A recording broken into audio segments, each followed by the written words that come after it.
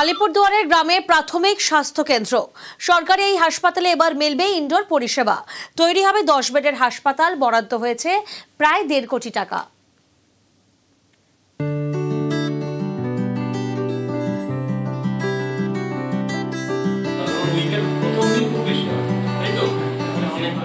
আলিপুরদুয়ার 1 নম্বর ব্লকে শালকুমার 1 নম্বর গ্রাম পঞ্চায়েত।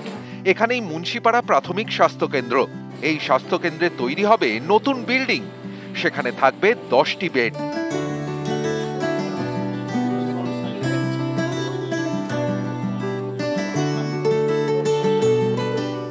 সরকারি স্বাস্থ্য কেন্দ্র শালকুমার 1 এবং শালকুমার 2 নম্বর গ্রাম পঞ্চায়েত এলাকার বাসিন্দাদের বড় ভরসা।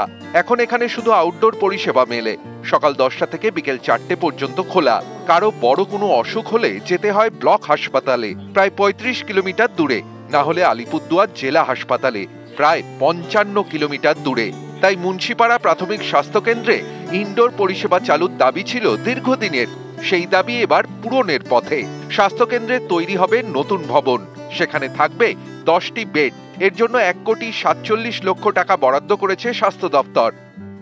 অনেক দিনের একটা দাবি ছিল এখানকার লোকেদের। এতদিন এটা পিএসসি ছিল, মানে নন বেডেড, পেশেন্ট ভর্তি হতো না। মানে আমার এটা অনেক দিনের ইচ্ছে ছিল যে এটা যদি বেডেড হয়ে যায় তাহলে আমার 5 ক্যালগুড়ি আরএইচও একটু চাপটা কম পড়বে। ওখানেও আমরা প্রায় অনেক ডেলিভারি হয়, বছরে প্রায় 1000-এর কাছাকাছি ডেলিভারি।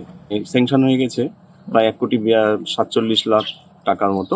খুব শীঘ্রই কাজ শুরু হবে। এখানকার মানুষের দীর্ঘদিনের দাবি এবং চাহিদা, তারা যাতে একটা প্রাথমিক চিকিৎসার সুযোগ এখানে পেতে পারে, রাজ্য স্বাস্থ্য দপ্তর এখানে এই মুন্সিপাড়া প্রাথমিক স্বাস্থ্য কেন্দ্রের একে আপগ্রেড করে বিল্ডিং তৈরি করবার জন্য প্রায় 1,42 লক্ষ টাকা বরাদ্দ করেছেন।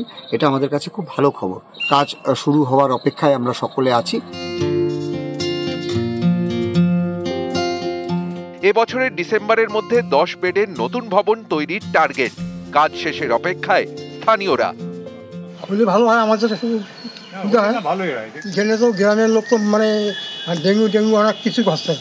চলবে, সুবিধা হবে, সবারই সুবিধা হবে। মানে 1 নম্বর 2 নম্বর সবাই সুবিধা হবে। আলিপুরদুয়ার থেকে রাজকুমার কর্মকার, নিউজ 18 বাংলা।